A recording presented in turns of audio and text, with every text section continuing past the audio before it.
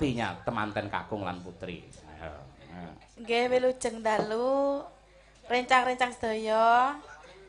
Kagem Mas Joko kalih Mbak Gremi pundi nggih Mas Joko? Walah sugeng ngayahi bebrayan agung Mas Joko, Mbak Gremi. Mugi-mugi sehat selalu, bahagia, ayem tentrem, kathah rejeki. Amin. Enggal dipun paringi momongan. Amin ya rabbal alamin. Pesen kula, Mas Joko niku kan piyayine alus, Mas. Bener. Mas ya alus, kelemah-kelemah. Lah mulai besok malam itu harus mulai mengeras loh, Mas. Waduh, iki. Harus keras. Ora kerja keras ning keras kerja. Ayo. Lah nggih kan sekarang sudah menjadi pemimpin keluarga. Wah iya, dadi sesuk bojone siapke. Siap, Kak. Oke, pokoknya pesen kula mong niku, Mas. Kagem Mas Joko. Sesuk harus mulai mengeras. Ayo. Ampun lembek. Oh iya. Ayo. Bener kok pancen piyayine ya. Bener Mbak Lia Lah nggih piyayine piyayine alus. alus nek ngendikan niku alon-alon. Angger karo sinten Nggih, diceluk. Aku fotokno. Mboten. Jajanku ngene. Oh, iya. Angger jak foto sinden kruwingete nduk sak grontol-grontol. Ha iya ngono kuwi. Mbiyen ki tau dijak foto Umi malah semaput. Ha iya.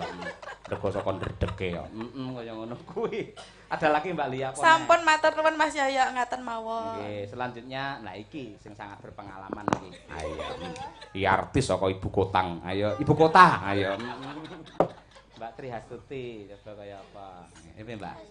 Iki kehebatane Mbak Tuti iki putra-putrane pinter-pinter sekolahe dhuwur-dhuwur. Wah. Kok mbok ya kaya ngono ya. Ayo. Waduh. Mboke remuk ana anake jos-jos. Mula. Mboke. Piye Mbak Tuti? Piye? Assalamualaikum warahmatullahi wabarakatuh. Waalaikumsalam. Selamat malam semuanya. Kepada yang sangat saya cintai dan sayangi adik saya Joko Sulistiono. Selamat menempuh hidup baru. Bahagia selalu menjadi keluarga yang sakinah, mawadah, warohmah. Dan selalu romantis dan semoga cepat mendapatkan momongan. Amin jan. Apik suarane kaya penyiar radio lho. Ayo. Radio pas sambar mledek ayo. Ayo. Dan semoga kalian berdua dijauhkan dari mahal bahaya. Apa mahal bahaya iki apa mahal Marah bahaya? bahaya, marah bahaya. Marah bahaya. Ya, amin. Semoga jauh dari wanita seperti saya, Mas Joko. Waduh, iya. Jangan dekat-dekat wanita seperti saya. Cukup Mbak Gemi. Oh iya, Kak. Oke? Oke. Wassalamualaikum warahmatullahi wabarakatuh. Selamat malam. Salam. Gayamu kaya ustazah karisma modele. Pinter Tuti kon ngibur anak-anakku pinter ngekek kabeh. Ayo. Yo, Mbak Laras yo, iki temanmu juga kudu adil kabeh kudu rata. Yang lain menyiapkan ya. Jadi kata-kata mutiara yang indah ada, namun walaupun seperti juga ada banyolannya. Ngono kuwi, Ndang. Mbak Laras. Nggih. Nggih. Assalamualaikum. Kagem Mas Joko Sulistyowati. Iki karo Mbak Tuti kleru kabeh. Pak Joko Listiono ora nggih su. Ayo. Nggih, maafkan. Mas Joko Listiono lak kalih Mbak Emi. Sing gampang, Pak. Iya, dicekak. Nggih. Mugi-mugi ayam tentrem bahagia donya akhirat. Amin. Namung weling kula namung cekak mawon. Wah. Aja pegatan. Wah. Mpun matur nuwun. Sing jenenge bahtera rumah tangga ya nek perkara ngene kudu. Ya kabeh mesti ana perkara ya Mbak Laras ya. Nggih. Sapa wae mesti ana masalah, kuwi adalah rabuk untuk harmoninya rumah tangga. Ning piye carane le menyelesaikan kudu dengan kebijaksanaan. Ayo. Kalih nek nesu ampun purik. Purik ya apa? Purik ya apa? Mantuk tenggene mboke ngoten niku lho, Pak. Oh iya bener. Pun niku mawon. Makasih Mbak Laras. Ayo. Mbak Lia, Mbak Tuti, Mbak Laras kabeh lak wis kagungan garwa dadi ndi pengalaman. Ya. Ayo Mbak Kesi saiki. Mbak. Mbak Kesi. Mbak. Zaman aku sik urung rabi nyeluk ya Mbak Kesi. Mbak. Mbak, nyuwun Mbak. Ayo.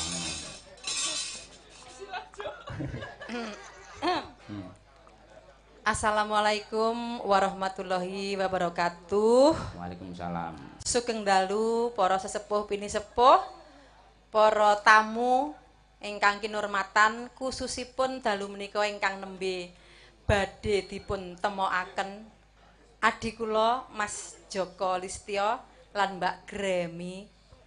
Kula namung badhe ngemutaken satu kata.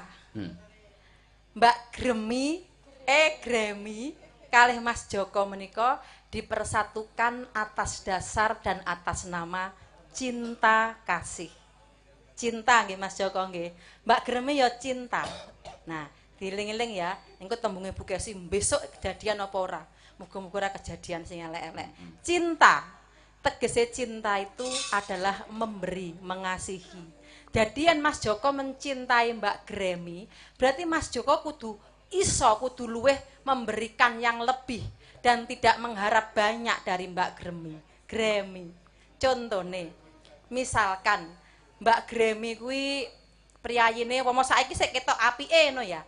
Mengko yen ketika mengalami bahtera rumah tangga Mbak Gremi misale, kok bojoku malah ora sregep, kok malah ora gelem isah-isah umbah-umbah, karo aku kok tembunge kadang-kadang kasar. Mas Joko aja langsung mengambil vonis, wah kok malah elek ngene ya bojoku. Jangan seperti itu. Mas Joko kudu iso ngalah. Ya menyelami. Kenapa? Karena mencintai itu memberikan yang lebih. Berikanlah yang lebih daripada Mbak Gremi. Semonten uga Mbak Gremi ya ngono.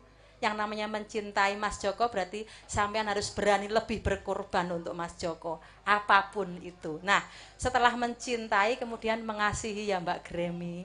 Mengasihi. Engko yen wis tukaran das-das akhirnya yen eling biyen panjenengan berdua ditemukan dalam suatu ikatan suci yang namanya janji suci dalam ikatan pernikahan. Disakseni wong sakmene mbeyan ning ngarepe naib. Mula dosa gedhe umpama awake arep berkhianat. Ya toh? Arep saling menyakiti. Nah, niku pesen kula jangan sampai saling menyakiti satu dan yang lain. Berikanlah pasanganmu yang lebih daripada kamu mengharap dari satu yang lain. Ngoten Pak Dalang. Jos, tepuk tangan untuk Bu Kesi, hebat ngono kuwi. Ini ya buktine tenan kok. Mas Joko mendini ya niteni kapan to ning panggung aku karo Bu Kesi iki geger, ning wayangan geger ora tau. Sampeyan pas dolan mlumpuk ning omah arep mangkat ora tau kok geger. Anak-anak ya iki takoni ya kenek ora tau. Mergo karo Bu Kesi aku yen pas tukaran metu ning jaba kok, Nduk. Ayo. Men kabeh do ora ngerti tukaran iki mesti enek ngono kuwi biasa. Ayo. Bu Kesi apalane angger mutung melu aku. Aduh. Ayo. Tak kira aku meneng dhek akhirnya mulih nge-grab. Ayo. Joko Mas Joko, Mbak Gremi, yo tenan kuwi. Jadi aku karo Bapak Yoyo iku ya nyuwun sewu. Bukannya sebagai contoh pasangan ideal bukan. Tapi yo contoh lek Pak Yoyo karo Bu Kesi iki yo muga-muga yo ora tau tukaran ya, Pak. Amin. Awake dhewe. Pemo tukaran engko ya dirembuk sing apik-apik. Endingnya penyelesaiannya adalah cinta kasih. Nah, pengalamanku Mas Joko, tadi ketika tukaran itu ojo kok terus kowe anyel, wah iki tukaran enggak baik. Ternyata tukaran ki enek hikmahe. Wong padu enek hikmahe. Yen bar padu ya to, njajal kowe nyedak ning bojo, jaken mlebu ning kamar. Wah, bar kuwi mesti sangar kuwi engko. Ayo wis ta tenan. Wis ta mbok takonani takono laras angger bar tukaran mesti wah membabi buta kae mesti. Ayo. Ayo elok. Iya, begitulah. Ya, gendek Anis Kusumaningrum iki ya. Lha iki ya kena nggih contoh iki piyayine. Alus lembah manah. Ayo, angger ning wayangan munggah panggung jane akeh penggemar. Wah, ndene ayumun. Nek Mbak Anis mesti ndingkluk wae meneng wae. Dijaraki wong lanang ngono dipoma dijawil. Apa lengene ngono dhek langsung mengo menteleng didoni ya, Nduk. Ayo. Ya aja kaya malah didoni ngono. Ya Nis, coba kaya apa Nis? Iki kakungmu lak ya rawuh to Mas Haji? Nggih. Nggih, matur nuwun Mas Haji. Wah, nggih. Nggih, selamat menempuh hidup baru untuk Mas Joko Listiono dan Mbak Gremi. Semoga menjadi pasangan yang saling mensyurgakan. Wah, oke. Dan nawa nggih, pesan kula dados pasangan niku kuncine namung setunggal. Oh, kunci Inggris. Saling, Pak. Saling. Nggih, saling melengkapi, saling menerima kekurangan, saling menghormati, saling nggih pokoknya saling-saling yang lain. Niku. Iya. Saling setia yang paling utama. Nggih. Terus suatu saat kula pamane Mas Joko karo garwane lak menika kagungan putra to Mbak Anis. Sampeyan tur ya wis kagungan tule luhung. Piye? Nikmatnya bahagianya wong rumah tangga yang duwe anak piye nikmate? Wah, saestu sangat bahagia sekali, Pak. Nggih, saestu niku. Apalagi menjadi seorang ibu. Sing napa bendinane niku momong, dulang, ngedusi anak niku ya Allah, saya sangat nikmat dan pasti ketika anaknya itu sudah tidur.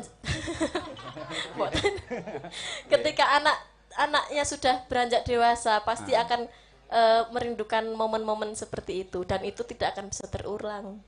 Betul. Lo anak gawe neh terus ya. Lah ya mula aku gawe terus nganti papat iki lek mergo wah ben terulang kudu gawe. Dados anak kula ingkang mayang kalau wau bapak-bapak ibu-ibu wau anak kula sing nomor kalih. Anak kula niku sekawan sing bajeng niku gelar nggih tumut mriki sedaya niku kelas gangsal sing nomor kalih ingkang dalang wau Brahma niku kelas sekawan terus sing kembar dampit niki ndi rangkung. Bubuk wisan. Oh iya niki rambu kalih rangkung kelas kalih SD. Wah sik cilik-cilik kabeh. Cilik-cilik. Bukesi iki anggen ngedusi cah papat langsung digiring ngono iki langsung disemprot ngangge kran ngono. Ha iya, Tur duwe anak cilik iki suweneng kok. Ha iya, Ora mung dadi bocah sing nyenengake wong tuwa, ning dadi anak iki bisa menjadi pengendali orang tua. Dadi wong tuwa ngopo-opo pamane arep padudon arepe piye wae mesti kelingan karo anak. Anakku kaya ngono kae. Wah, iso dadi kendali. Aku ki anggere bar kok kampus ngono ki terus ngletak karo bojoku ning kamar tak kancing ceklik ngono iki rambu iki mesti buka ngapain kamu ayo ngono kuwi ayo ora lilo yen ibuke cedhak karo pake mula anakku papat iki turu ya amor karo aku dadi sak kamar iki wong 6 ning anggere tengah wengi tak lumpukne tak lebokne lemari cah papat kok padake tas ae lebokne lemari ora makasih Mbak Ani, makasih. Ayo. Mending nyaur ya bapak nakal. Umi Hafifah, walaupun kamu belum menikah, ora kudu nuturi mendoakan boleh. Ayo.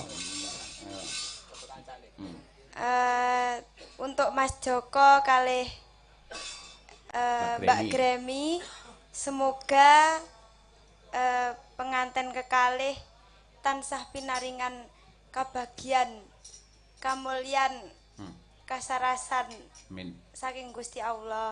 Amin. Sampun. Pun nggih. Nggih. Perwakilan saka kanca pengrawit diwakili sing bendinane iki jejer karo panjenengane. Ayo, nah, monggo.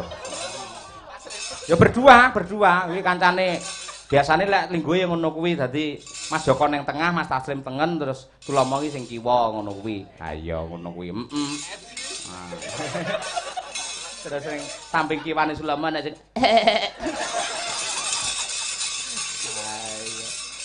iki sosok Sulaiman nganyelne anggere Mas Edi iki buka. Nah, nane ngono dhek langsung ngek digeret. Elek.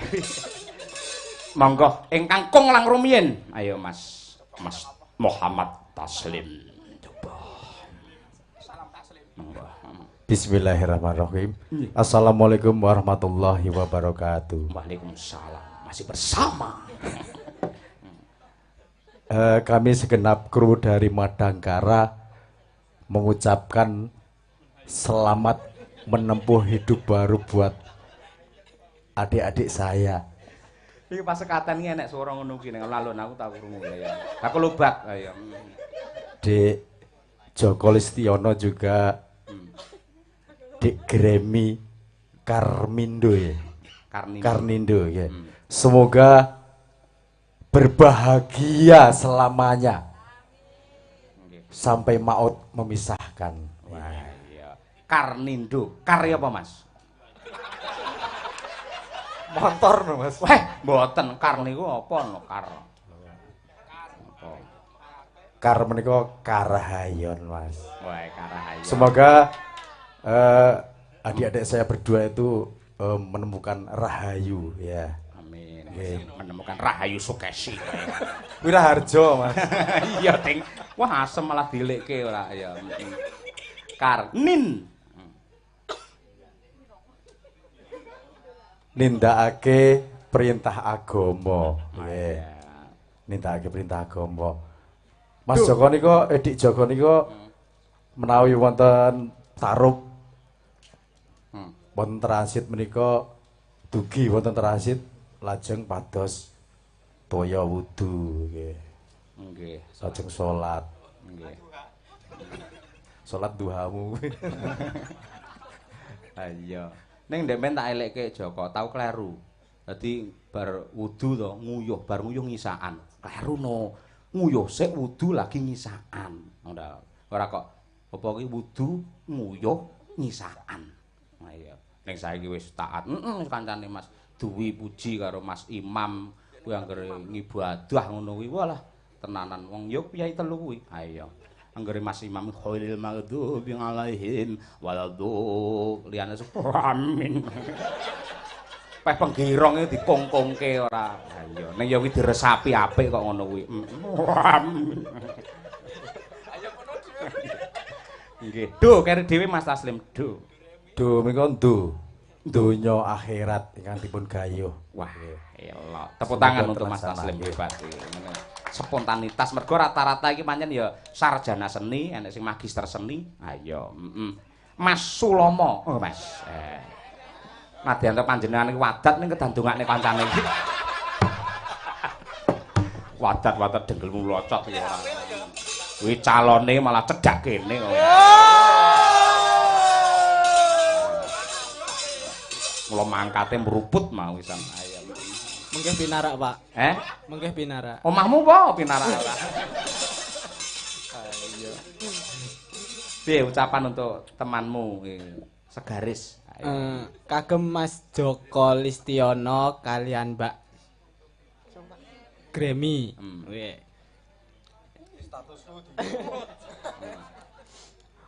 Kagem temanten kekalih mugi-mugi wiwitan tengan pungkasan kalampahan kanthi wilujeng lir ing sambikala. Matur nuwun. Amin. Nggih. Gremi, Gre. Ayo. Pun, Pak. Pun. Ya wis. Mbak Anis ya Mbak sampean nembang sik kado kangge mempelai berdua sing mestine bernapaskan romantisme. Ayo. Wis bebas wae wong aku ya sesuk ora menehi apa-apa nek sampean nembang apa kado kangge piyayi loro iki sing pancen di pahargya. Ayo dadi ratu sedina sesuk kuwi. Mas Joko kuwi. Esuk iki dheweke isuk ijab terus resepsi dipasang nggen kuwadi dekor kae hiburane campur sari. Ayo. Dek nyaron dek ya. Ora trimo, ora percaya karo kancane terus nyacah aku imbal aku ora.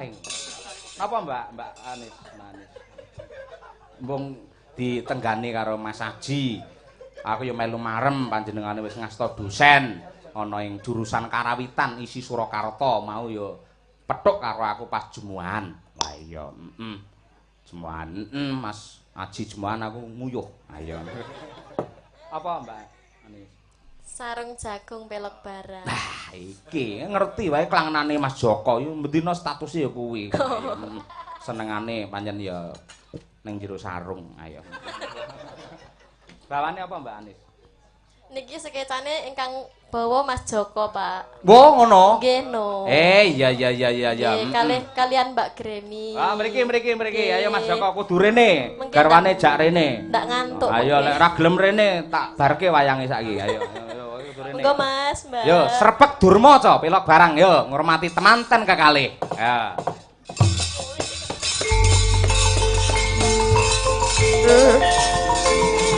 Oh.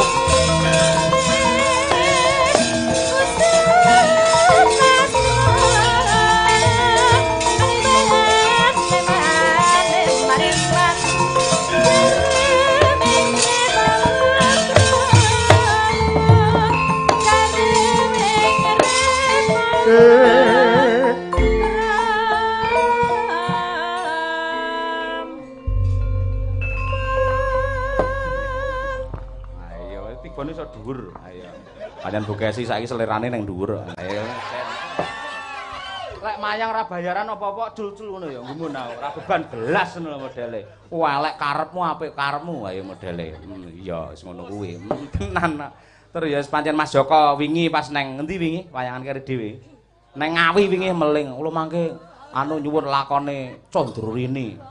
Lah ngopo Mas? Punika guwayeng kok ngarani. Aku ya batin. Wah, ora bayar ngarani. Guyon ya, guyon. Mbok madhep mriko, Mas. Mangke kameramene kae Mas Gempol kae ben iso mratitisake. Sugeng rawuh Mas Parwanto. Wah, iki ya Mas Parwanto rawuh. Mas Ulomo, monggo Mas. Nggih. Nggih. Kula wau mboten sios mampir amargi teng budi-budi kleru jalur banjir kabeh Mas Parwanto. Nggih. Atur nuwun. Wah, iki Pake Genduk Utsa. Sok-sok ya tak sambat melu awake dhewe. Ayo, nggih. Garwane Mas Parwanto burine kuwi mbiyen ya melu karo awake dhewe seksine Pak Heru kuwi ya nalika isih kuliah awake dhewe mbiyen matur nuwun Mas Parwanto sugeng lenggah ya monggo Mas Joko arep matur apa sih Mas ayo Mbak Gremi bisa bahasa Jawa bisa ya oh saged wae biasanya main desa ini kata rumah saya itu di sana loh kalau ada jalan itu ada lampu merah terus saja ada jembatan terus saja lah setelah itu kalau ada enggok-enggokan lah kuwi biasane ayo kisruwe ning kono monggo Mas Joko nggih assalamualaikum warahmatullahi wabarakatuh waalaikumsalam warahmatullahi nggih ingkang kaping sepindhah ngucapaken tondo tarima kasih dateng kanca-kanca Madangkara. Tarima kasih tok, Mas. Nggih, namung sageden matur nuwun. Nggih. Matur nuwun sampun dipun sengkuyung anggen kula gadah damel. Nggih. Mang dungane awak jenengan piyambak, Mas. Biasane nek anu kula kiambak niku mboten mandi. Nek matur nuwun kali bapak-bapak menika saking laladan mriki para kini sepuh ibu-ibu kathah sanget. Para bapak-bapak, ibu-ibu warga agung ing dusun Muneng. Nggih, matur sembah nuwun sampun dipun sengkuyung anggenipun Bapak Mujiman kali Ibu Sukarni pun dipun sengkuyung saking wiwitan madya lan pungkasan. Mugi-mugi donga panjenengan sami ndayani dumateng keluarganipun Bapak Mujiman sak keluarga. Amin ya rabbal alamin. Tegese jenengan lah bakale dadi warga kerajaan to Mas Joko. Nggih, insyaallah. Ya aku yo nderek titip gandeng aku lak ya wis nggo gamelan wayang sound system komplit, nggo ijole lek kira-kira kene enek wong nglumpukne kayu arep duwe gawe paranono Mas. Ayo. Wayangan dalang kula mawon ngono ya. Siap. Kaya apa badhe nonton posisi sound system ora ya. Mbak Gremi ya Mbak. Monggo paring dawuh Mbak. Bebas nggih. Bahasa Indonesia boleh, bahasa Jawa boleh, bahasa Jepang Inggris boleh, silakan. Bahasa sing kira-kira wong ra mudeng monggo nggih.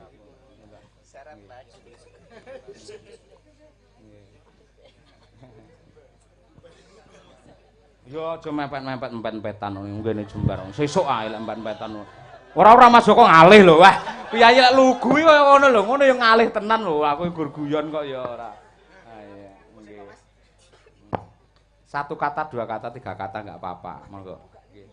Kagem warga masyarakat Muneng kalian tamu-tamu dinten niki matur nuwun saged Matur nuwun. Oh iya, sampun saged disengkuyung kalian pemuda-pemuda Muneng matur nuwun nggih. Nggih. Mbak asli nggih sewanten jenengan nggih rada lirih ngoten nggih. Wah, sesuk aja kaget lho Mas Joko. Pancen lirih lho Mas Joko. Bojoku iki bengok-bengok biasane ora dadi. Sesuk lirih aja kaget, aja ditapuki ora iya. Sing banter puwok, sing banter puwok. Ora. Ya kuwi lho di anu ki lho di ada request dari Mbak Anis Mas Joko supaya jenengan mbawani. Ayo. Nggih, janipun kula niku nggih ajeng napa? Niku kula gadah karya. Wah, nggih. Lah niki momen istimewa niki. Nanging niki larasipun pelok 6. Ah, mboten masalah. Mangke sarung jagungnya diganti sarung atlas napa-napa ngoten ya.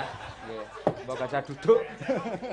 Kenapa-napa pelok nem? Sarung jagung rumiyin. Mboten mangke kula gantine mawon, kula gantine ngenteni napa-napa ngoten. Anu para kadang-kadang madangkara niku pun kula share ten grup Nutip.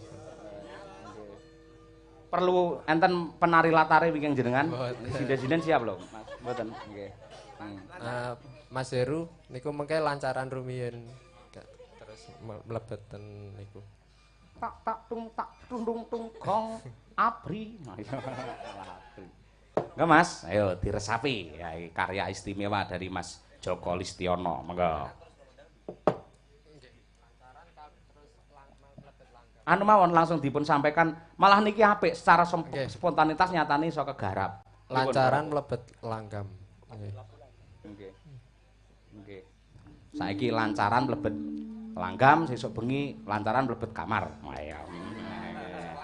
Ayo. Lek liri aja seneni lho. Ayo. Ya Mas. Mengke kenten kiambak anu nggih Mas ditambani kendang nggih.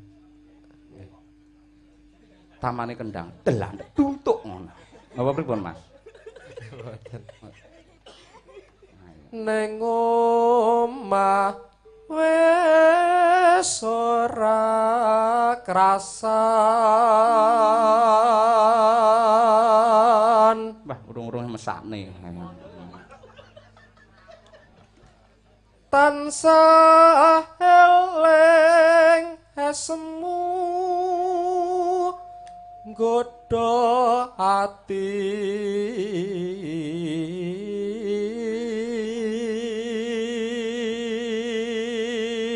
Ayo, sing kakung nembang sing putri gatekne karo takon. Kamu ngomong apa sih? Ayo.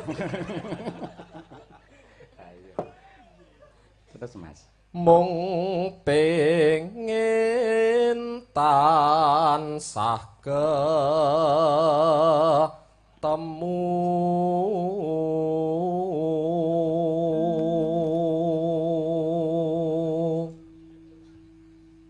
tan kendhat mung meminta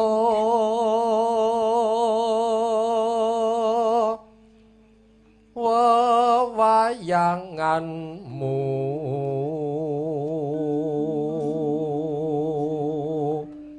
ngreridu gawe rindu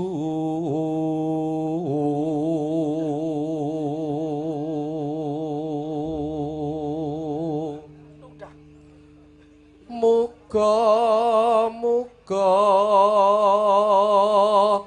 kasembadan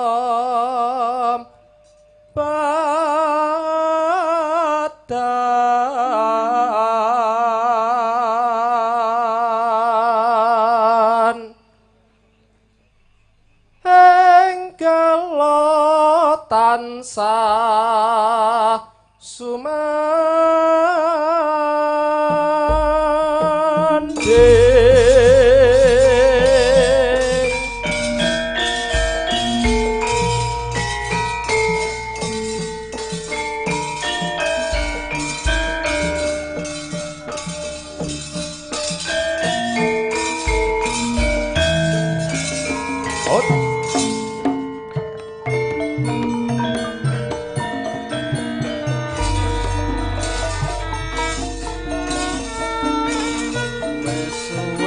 Anggonku nunggu sliramu aduh nimas pepujanku esemu kang tansah hati dadi tetambangan wengi neng omah rasane wis ora krasan bingung mung kepengin dolan mung pengin ketemu sliramu nimas wis tentrem atiku rindu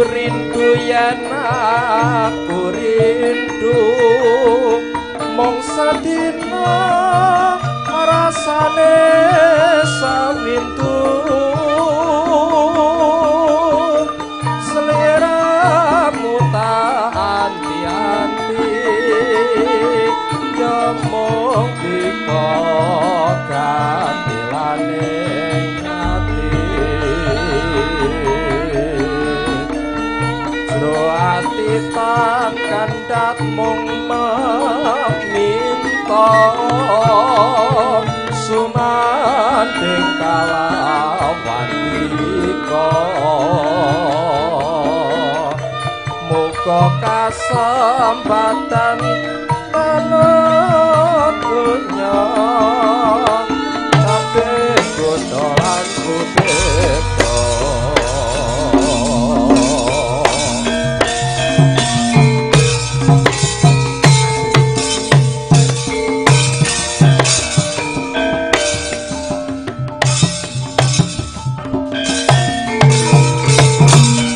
oh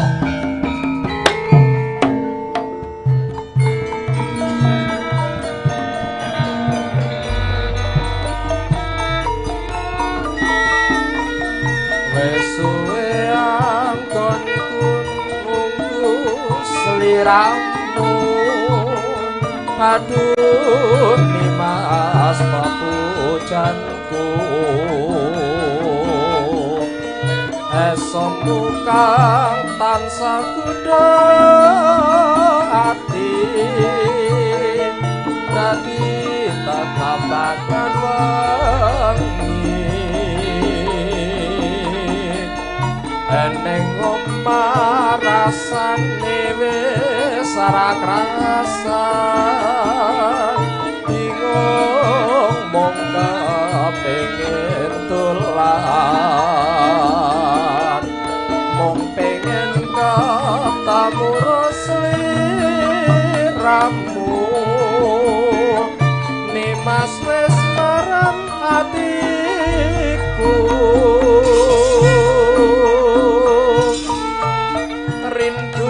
rindu yang aku rindu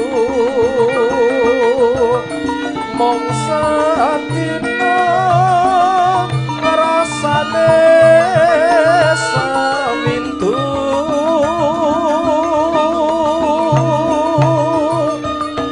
sliramu tak anti-anti ya mung dika gampilan ning ati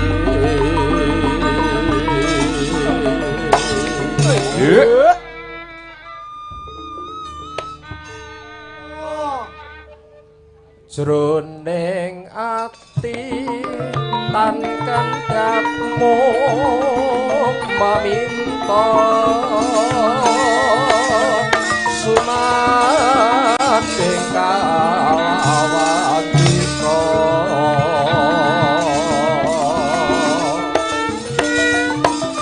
semoga kasempatan nono kabeh godolan kubeta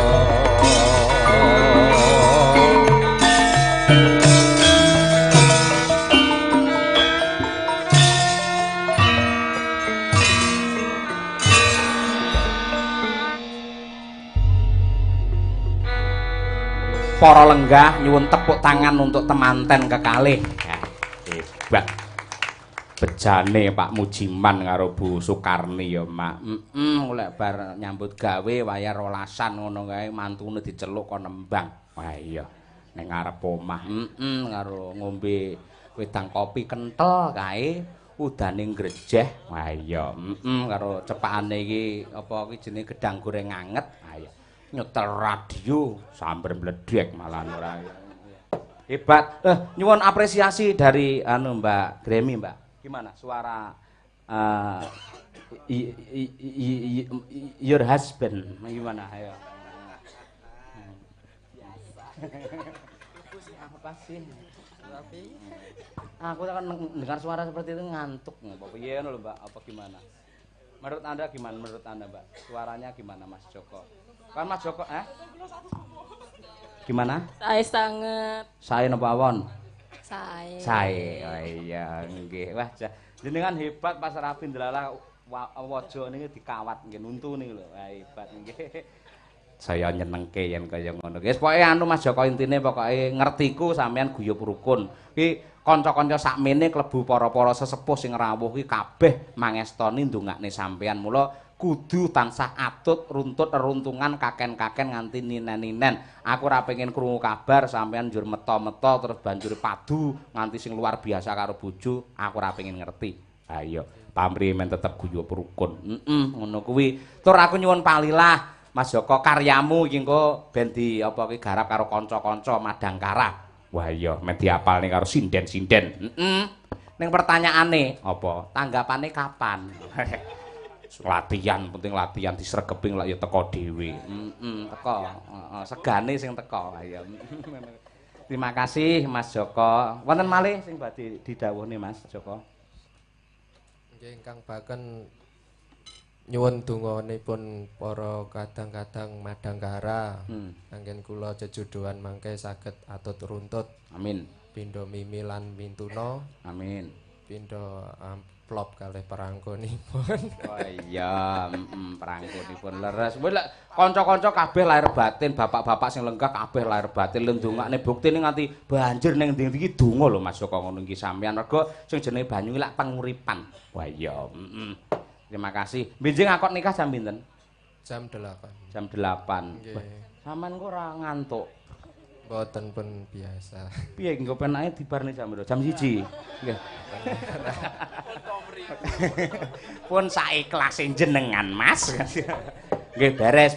Terima kasih Mas Joko dan Mbak Gremi luar biasa hebat ugi kagem kadang-kadang sedaya ingkang nyengkuyung saking Madangkara ugi wonten penyusup saking Cakraning Rat ugi kepareng nyengkuyung matur nuwun. Ayo. Nggih, Mas Undlup. Mas Undlup ya asmane sapa ta asine, Mas?